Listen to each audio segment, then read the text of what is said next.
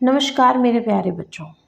हम आज पढ़ रहे हैं आस-पास जो पुस्तक है आपकी कक्षा 3 की जो आस-पास पुस्तक है उसमें से हम जो पाठ पढ़ेंगे वो है बिन बोले बात। आखिर ये बिन बोले बात की कैसे जाती है हम ये जानेंगे इसमें। और यह आपकी एनवायरनमेंट स्टडीज़ की बुक में से पाठ नंबर 7 है। तो चलिए स्टार्ट करते हैं। चुप तुम रहो चुप हम रहे, चलो एक खेल खेलें। इस खेल में सबको बिना बोले अपनी बात दूसरों तक पहुंचानी है। सभी बच्चे साथ साथ गुटों में बंट जाओ। इस खेल में तुम्हारी टीचर सभी गुटों को एक एक कागज़ में पर्ची देगी। हर पर्ची में कुछ लिखा होगा। सभी अपने अपने गुट में पर्ची पढ़ेंगे। सभी गुटों को पर्ची के अनुसार मूक नाटक तैयार करना है।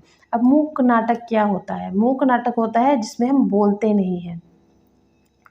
इस बात का ध्यान रखना है कि बिना बोले ही सभी को अपनी बात दूसरों तक पहुंचानी है।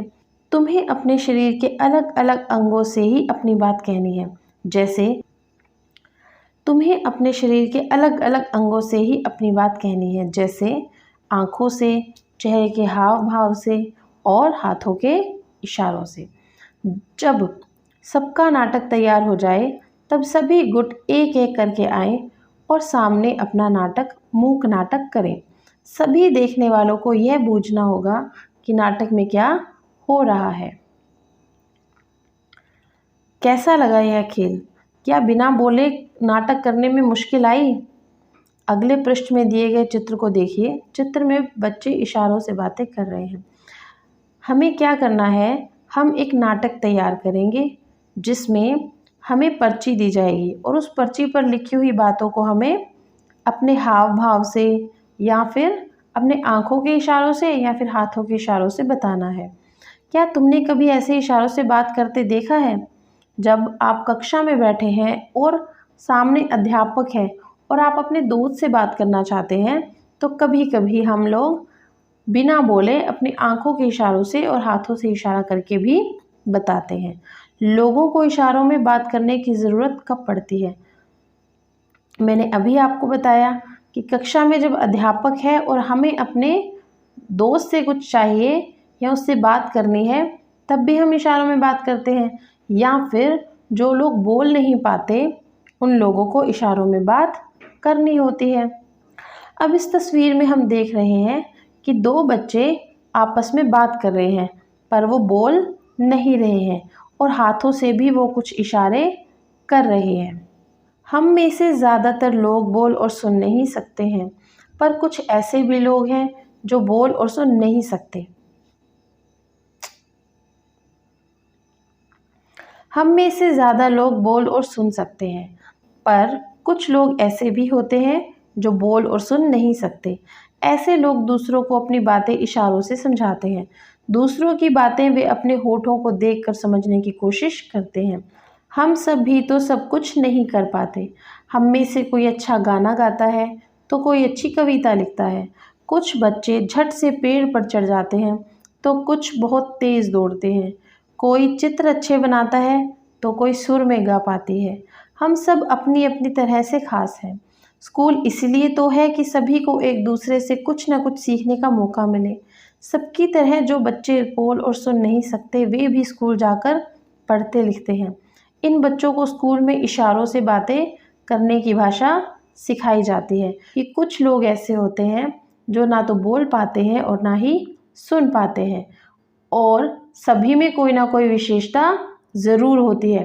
कोई गाना अच्छा गाता है, कोई कविता अच्छी लिखता है, किसी बच्चे को देखा होगा आपने वो बहुत तेज़ दौड़ता है, कोई चित्र बहुत अच्छे बना लेता है।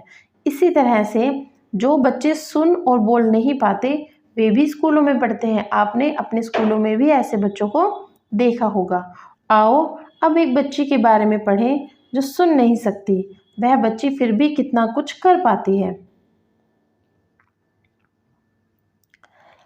मेरी बहन सुन नहीं सकती। मेरी एक बहन है, मेरी बहन सुन नहीं सकती। मेरी बहन अनूठी है।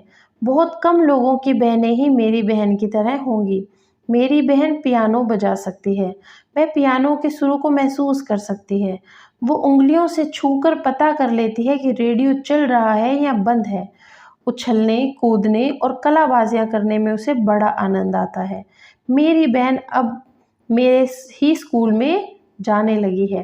तो इसमें आप क्या पढ़ रहे हैं कि एक बच्चा कह रहा है कि जो मेरी बहन है वो सुन नहीं सकती, तो वह अनूठी है, क्योंकि हम जो बातें करते हैं वो समझती ज़रूर है और बहुत कम लोग ऐसे होते हैं जो सुन और बोल नहीं पाते। इसी तरह से वो अपनी बहन की कुछ विशेषताएं भी बता रहा है, जैसे कि वो सुन नहीं पाती परंतु फिर भी वो पियानो बजाती है, पियानो के सुरों को महसूस करती है और उंगलियों से छूकर पता कर लेती है कि रेडियो चल रहा है या बंद है। ये कैसे पता चलेगा जो बच्चा सुन ही नहीं रहा है ना? जब आप रेडियो को हाथ लगाते हैं और रेडियो चल रहा है तो उसमें वाइब्रेशंस होती हैं, है ना? तो उन वाइब्रेशंस को महसूस करती है वो लड़की और समझ जाती है कि रेडियो चल रहा है। उछलना, कूदना और कलाबाजियाँ खाना उसे बहुत अच्छा लगता है। वैसे माँ उसे घर पर ही होठ पढ़ने की ट्रेनिंग देती है कि जो हम बोल रहे हैं वो सामने वाला समझ जाए हमारे होठों को देखकर। क्लास में टीचर और अन्य बच्चे मेरी बहन के कहे शब्दों को समझ नहीं पाते। क्लास में ना तो टीचर उसकी बातों को समझता है और ना ही दूसरे बच्चे समझते हैं। वो जो कुछ कहना चाहती है उसे वो अच्छी तरह नहीं कह पाती। कल मैंने धूप का चश्मा पहन रखा था, उसका फ्रेम काफ़ी बड़ा है, उसके कांच भी एकदम काले हैं।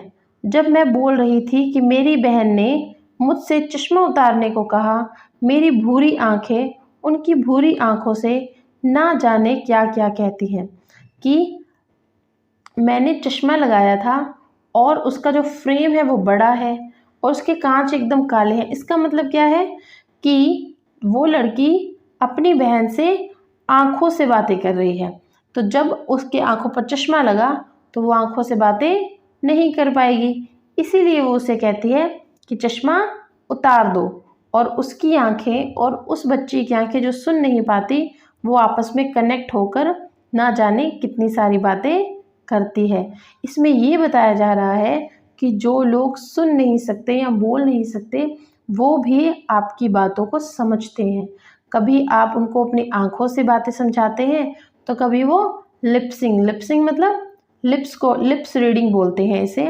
लिप्स को जब आप बोल रहे हैं तो वो आपके होठों पर ध्यान देंगे और वो समझ जाएंगे कि आप क्या कहना चाह रहे हैं।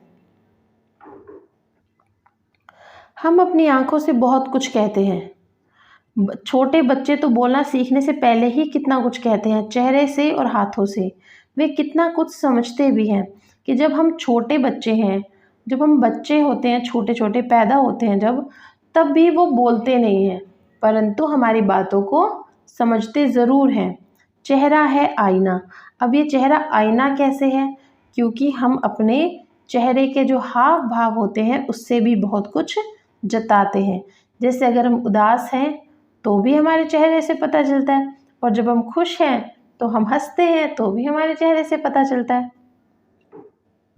अब आपको क्या करना है, आपके आसपास जो 6 से 8 महीने का बच्चा है उसे देखिए और आप जानिए कि वह अपनी बात बिना बोले कैसे करते हैं। जैसे अगर वो उदास होंगे तो रोने लगेंगे और वरना खुश होंगे तो स्माइल करते हैं। इसी तरह से आपके आसपास जो छोटा बच्चा है उसे देखना है। तुम सोच रहे होंगे कि कैसे चेहरे हैं, ना इसमें आंखें हैं, ना नाक है, ना ही मुंह है। वे सब तो तुम्हें बनाने हैं और साथ में जो लिखा है उसे पढ़कर बनाने हैं। कहने का अभिप्राय क्या है कि ये जो बच्चे का चेहरा है इसमें हमें आंखें और नाक नहीं दिखाए गए और सामने जो लिखा है उसके हिसाब से हमें बनाने हैं। यह आफताब है, इस बच्चे का नाम आफताब है। उसका खिलौना गिरकर टूट गया, वह दुखी है। अगर कोई बच्चा दुखी है तो उसका चेहरा कैसे होगा?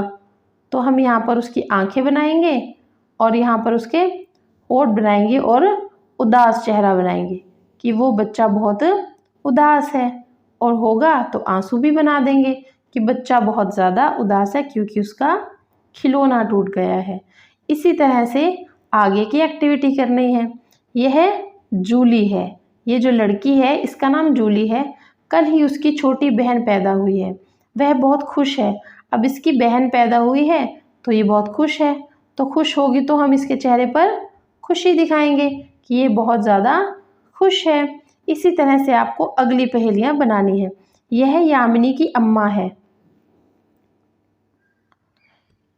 आज यामिनी ने जब रसोई से अचार की शीशी निकाली तो शीशी टूट गई। अब अगर किसी के घर का कोई नुकसान होगा तो वो उदास हो जाएगा। तो यहाँ पर हमें क्या करना है, उदास चेहरा बनाना है कि मम्मा बहुत नाराज़ है।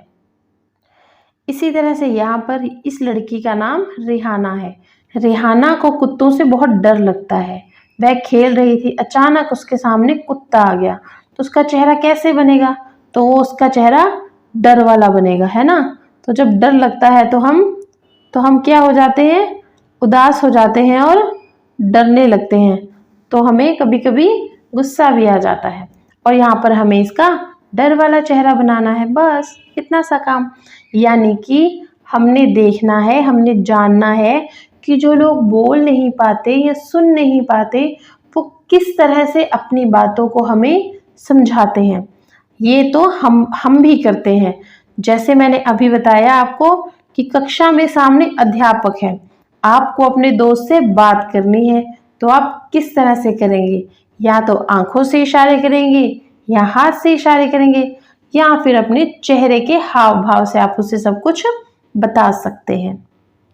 चेहरे को देखकर हमें पता चल जाता है कि कौन दुखी है, कौन खुश है और कौन गुस्से में है। क्या तुम्हारे साथ कभी ऐसा हुआ कि तुमने कोई शरारत की हो और माँ को तुम्हारा चेहरा देखकर समझ में आ गया हो? अगर कोई वस्तु टूट जाती थी तो हमारी माँ समझ जाती थी कि हमने कुछ ना कुछ किया है, क्योंकि तब हमारे चेहरे पर डर आ जाता था। और अगर हमने बाहर किसी के साथ लड़ाई झगड़ा किया है तो हम उदास हो जाते थे, है ना। तो इस तरह से वो समझ जाते थे कि हमारे हाव भाव कैसे हैं और हम बाहर क्या कर कर आए हैं, कि कहीं हमने घर में कोई शरारत तो नहीं की या किसी बच्चे के साथ लड़ाई झगड़ा तो नहीं किया। नाच से भी, यानी कि नाचने से भी हम अपने एक दूसरे को बात पहुंचा सकते हैं।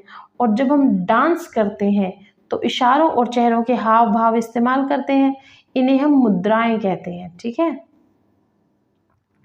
जैसे यहाँ पर कुछ मुद्राएं बनाई गई हैं।